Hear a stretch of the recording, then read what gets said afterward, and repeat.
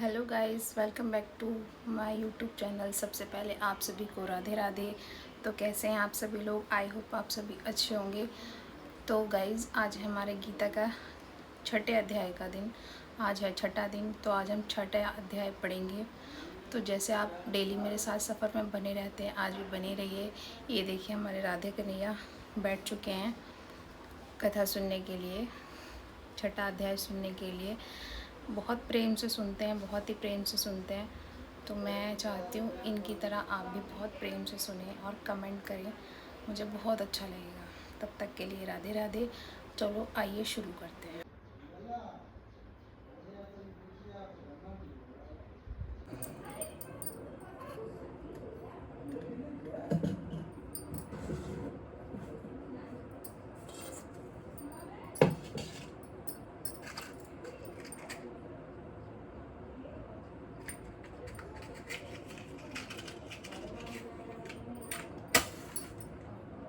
जय श्री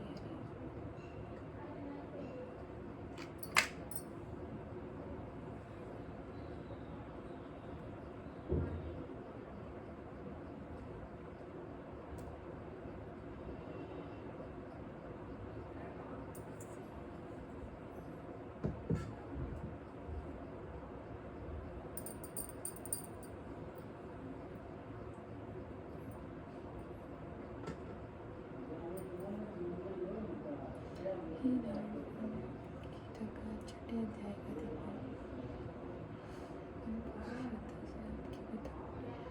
भगवत गीता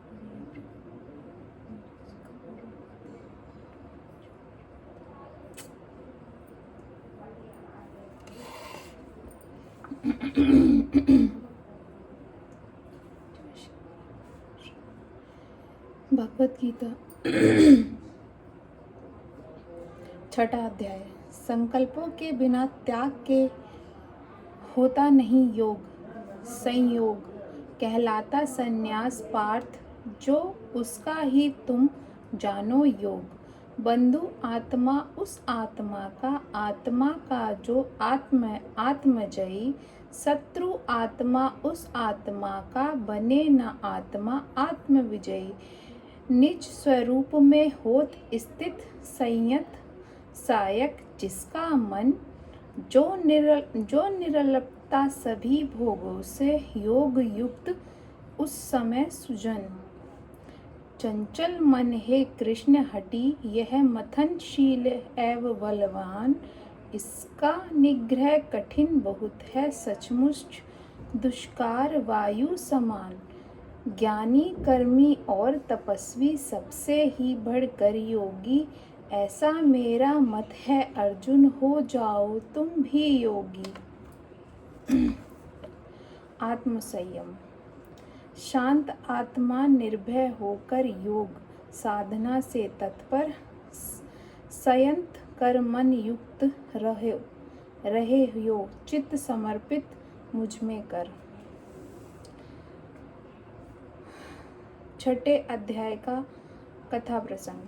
पांचवें अध्याय में अर्जुन ने पूछा कि कर्म संन्यास और कर्म योग के उत्तम साधन कौन है। श्री कृष्ण भगवान ने उन दोनों साधनों के कल्याणप्रद बतलाया और फल में दोनों की समानता होने पर भी साधना में सुगमता होने के कारण कर्म संन्यासी की अपेक्षा कर्म योग की श्रेष्ठता का प्रतिपादन किया। तदनंतर दोनों साधनों का स्वरूप, उनकी विधि और उनके फल का भी वर्णन किया तथा दोनों साधनों के लिए परम उपयोग ध्यान योग का भी संक्षेप में वर्णन किया। परंतु संक्षिप्त वर्णन होने के कारण अर्जुन को ठीक परिचय न हो सका, इसलिए ध्यान योग का विस्तृत रूप से वर्णन करने के लिए छठे अध्याय का आरंभ करते हैं और सबसे प्रथम भक्ति युक्त कर्म योग में प्रवृत्त करने के कर्म योग की प्रशंसा करते हैं। इसके पश्चात श्री कृष्ण भगवान बोले कि हे अर्जुन, जो पुरुष कर्म फल की इच्छा का त्याग कर केवल कर्तव्य वृद्धि और शस्त्र विवाहित अपने को त्याग करता है वही सन्यासी और योगी है। जो केवल अग्नि तथा क्रियाओं को त्याग करने वाला है वह ना सन्यासी है और ना ही योगी है। इसलिए पांडुपुत्र, लोग जिसे सन्यासी कहते हैं उसको ही पाप योग समझो। कारण के बिना कर्म फल और संकल्प का त्याग किए कोई भी योग नहीं हो सकता, क्योंकि फल संकल्प के त्याग से निश्चल चित्तवान योगी होता है। कर्म को ज्ञान योग में प्रवेश का कारण कहा गया है, क्योंकि कर्म द्वारा चित्त शुद्ध और चित्त शुद्ध होने पर ज्ञान ऋण ज्ञान निष्ठा होता है। इसके बाद शांति से मिलने पर कल्याण का भागी होता है। जो पुरुष कर्मों में आसक्त का त्याग कर समस्त भोगी विषयों का त्यागी है वही योग ऋण अष्टयोग प्राप्त करता कहा गया है। विवेक युक्त आत्मा से आत्मा का उद्धार करें, उसकी अधोगति ना करें, क्योंकि आत्मा ही अपना बंधु और शत्रु है। जिसने अपनी आत्मा से आत्मा कार्यकरण संघात रूप को वश में कर लिया वही आत्मा उसका बंधु है, और जिसने आत्मा को नहीं जीता वही आत्मा उसका शत्रु और शत्रुवत वर्तता है। हे अर्जुन, जिसने मन को वश में कर लिया और राग द्वेष से रहित है वह शीत उष्ण सुख दुख के रहने पर भी स्वात्मनिष्ठता रहता है। जो ज्ञान औपदेशिक अर्थात शास्त्र या गुरु का उपदेश और ज्ञान अनुभव होने से निरंकाक्ष और निराकारी और जितेंद्रिय है और पाषाण सुवर्ण को समान देखता है, अर्थात पाषाण पत्थर का त्याग और सुवर्ण ग्रहण करना जिसमें वृद्धि नहीं है, वह योगरूढ़ योग है। निस्वार्थ हितकर्ता मित्र, स्नेहवश हितकर्ता और शत्रु, उदासीन, पक्षपात रहित, मध्यस्था, उभय पक्ष का हितकर्ता, द्वेष का विषय, बंधु, साधु, सदाचारी और पापी, इनमें राग द्वेष और शून्य वृद्धि रखने वाले पुरुष योगियों में भी श्रेष्ठ हैं। इसलिए योग रूढ़ पुरुष एकता रहे, सदा एकांत में वास करें, मन और शरीर को वश में रखें, निरंकक्ष अथवा निहारे रहे, किसी वस्तु का संग्रह ना करें, मन को परमेश्वर के ध्यान में लगावें, पवित्र स्थान में प्रथम कुश का आसन बिछाकर मृग चर्म बिछावे और मृग चर्म के ऊपर वस्त्र बिछावे, परंतु वह आसन ना अधिक ऊंचा हो ना अधिक नीचा हो।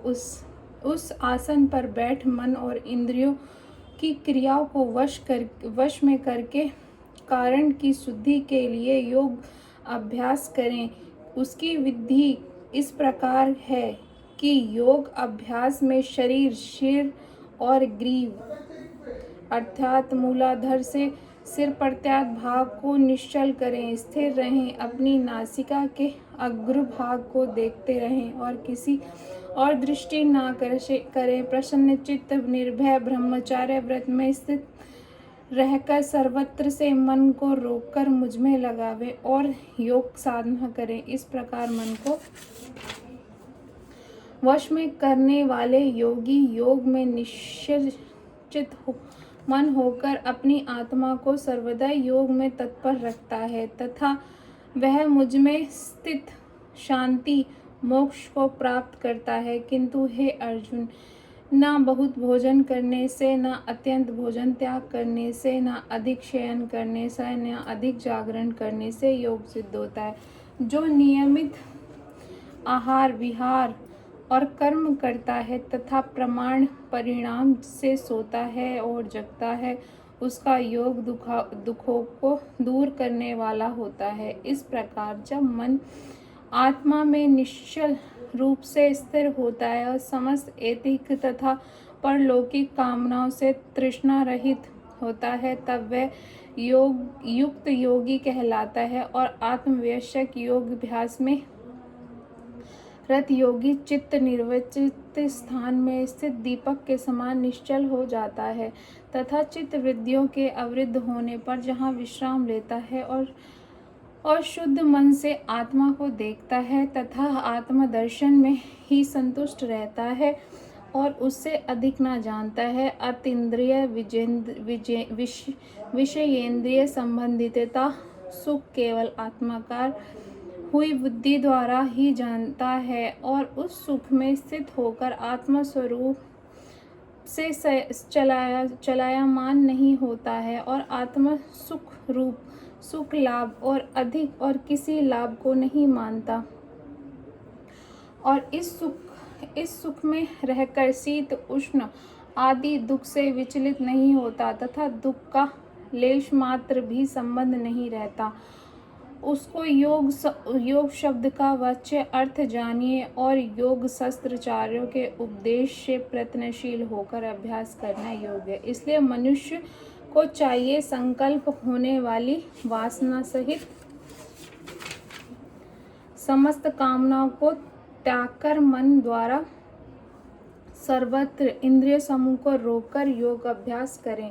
धैर्य युक्त बुद्धि से मन को आत्मा में धीरे धीरे निश्चल कर विश्राम लें और किसी वस्तु का चिंतन ना करें, परंतु मन चंचल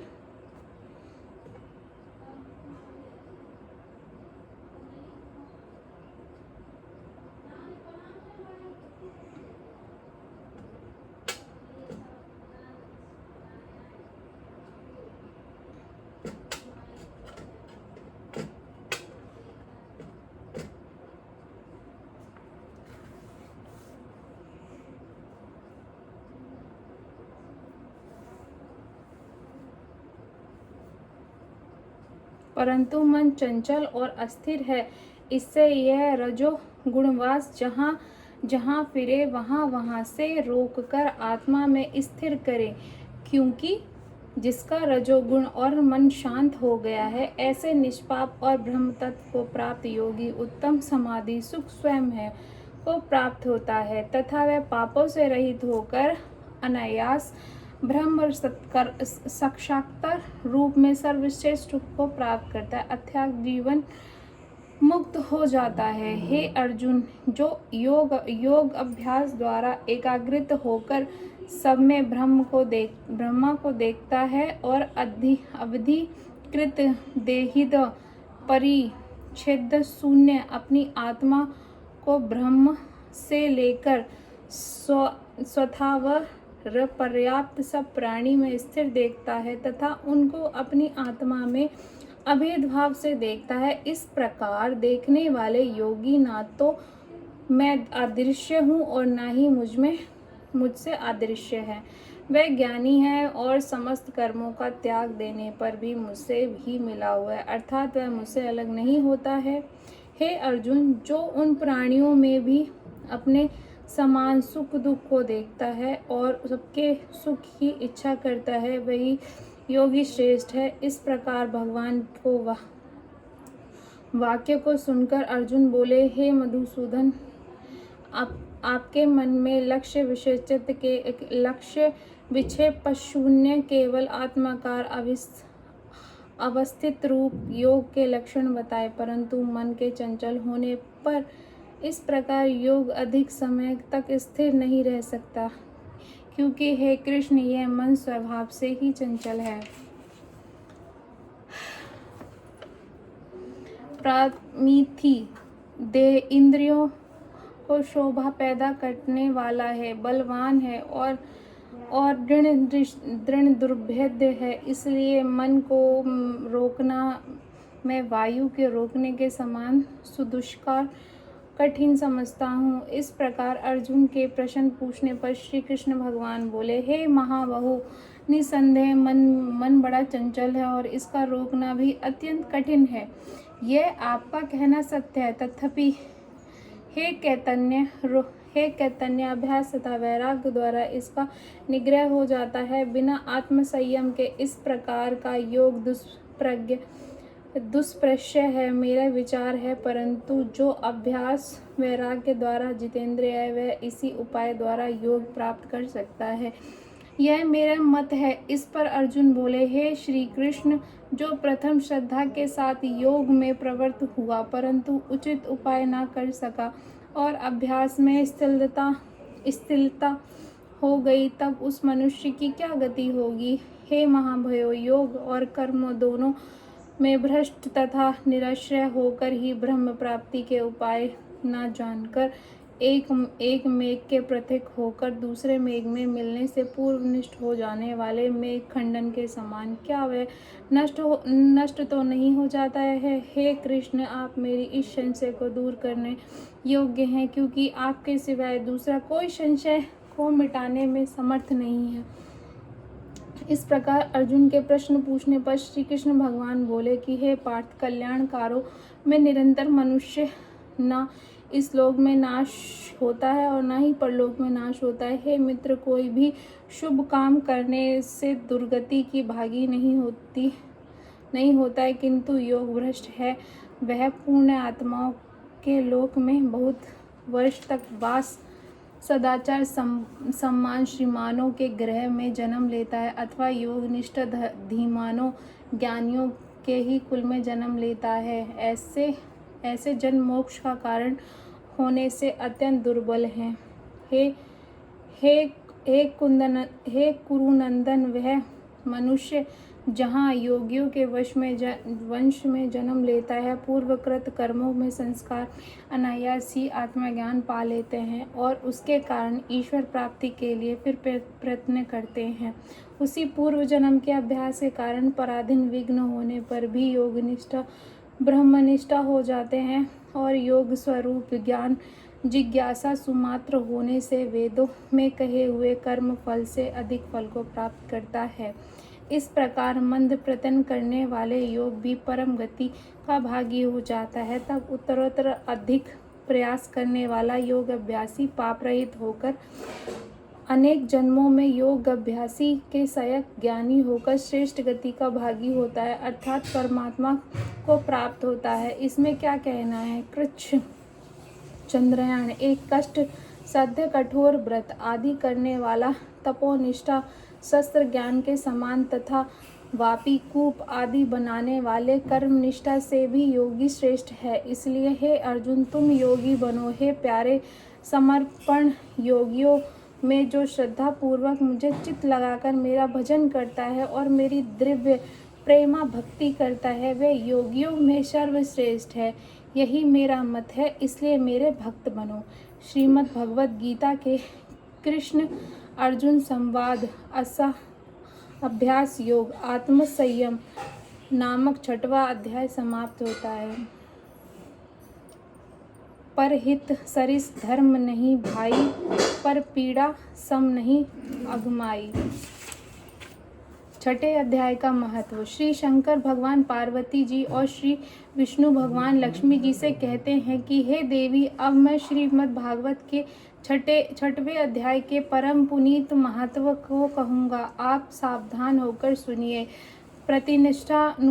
प्रतिनिष्ठापुर नामक एक नगर था जो गोदावरी नदी के तट पर बसा हुआ था। वह विशाल नगर बहुत ही रमणीक था। वहाँ का राजा जनश्रोतु था। इस राजा की प्रशंसा पशु पक्षी तक किया करते थे। राजा का समय प्रजा पालन, यज्ञ, व्रत, देवता पूजन, जप तप, साधु सेवा, अतिथि सत्कार, तीर्थ यात्रा, ब्राह्मण भोजन और पवित्र धर्म कर्तव्यों द्वारा व्यतीत होता था। एक समय इस राजा के नगर के ऊपर से हंसों का झुंड उड़ता हुआ जा रहा था। उनमें से एक हंस ने दूसरे हंस से कहा, देखिए, प्रतिष्ठानपुर का नगर राजा धर्मात्मा और अपने पवित्र कर्मों को त्रिलोकियों में प्रसिद्ध हैं। दूसरे हंस ने कहा कि इसमें भी अधिक प्रतापी और ब्रह्मज्ञानी तो महत्व रैंक है। राजा जानश्रोतु ने हंसों के वार्तालाप को सुनकर महाराज रैक्य मुनि के दर्शन की इच्छा की और अपने सारथी को बुलाकर कहा, महात्मा रैक्य को सादर यहाँ ले आओ। परंतु उनका पता न मालूम होने के कारण सारथी काशी, प्रयाग, मथुरा प्रभृति सभी नगरों में भ्रमण करता हुआ कश्मीर देश के माणिक्येश्वर नामक महादेवी जी के स्थान पर पहुंचा। वहां पर महर्षि रैक्य का दर्शन कर सारथी भी को बड़ी प्रसन्नता हुई। सारथी ने मुनि को देखकर आपने आने की प्रयोजना कहा। सारथी के वचन सुनकर महात्मा रैक्य ने कुछ सोचकर उससे कहा, यद्यपि हम पूर्व काम हैं, हमें किसी वस्तु की आवश्यकता नहीं है। हम यहाँ से कहीं नहीं जाते। जिसे मिलना हो वह यहीं आकर हमसे मिले। हम तो भगवान भजन में ही निमग्न रहते हैं। सारथी वापस राजा जनश्रोतु के समक्ष पहुंचा और प्रणाम कर महर्षि रैक्य का सारा सदाचार निवेदन किया। और सारथी के वचन सुनकर राजा के नेत्र में आश्चर्यचकित हो उठे और उन्हें उसके हृदय में मुनि रैक्य का आदर सत्कार करने की श्रद्धा हुई। शीघ्र ही मुनि के भेंट के लिए ले राजा जनश्रोतु उनकी सेवा में उपस्थित हुए। सारी वस्तुएं उनके आगे निवेदन कर दी और मुनि ने प्रणाम किया।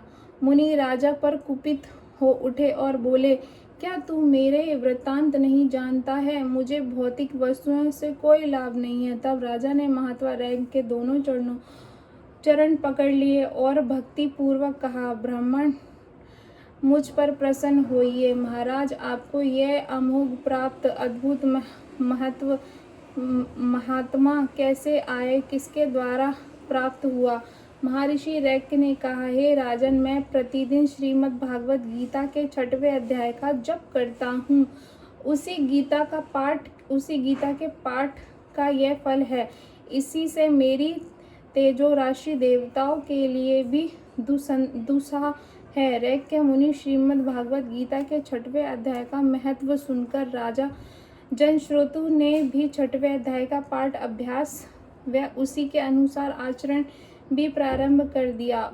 और उसके द्वारा सभी सुख भोगकर अंत में विष्णु लोक को गया। हे लक्ष्मी जी, हे पार्वती जी, गीता के 6वें अध्याय का ऐसा महान प्रभाव है। श्रीमद् भगवत गीता के 6वें अध्याय का महत्व समाप्त हुआ। जय जय श्री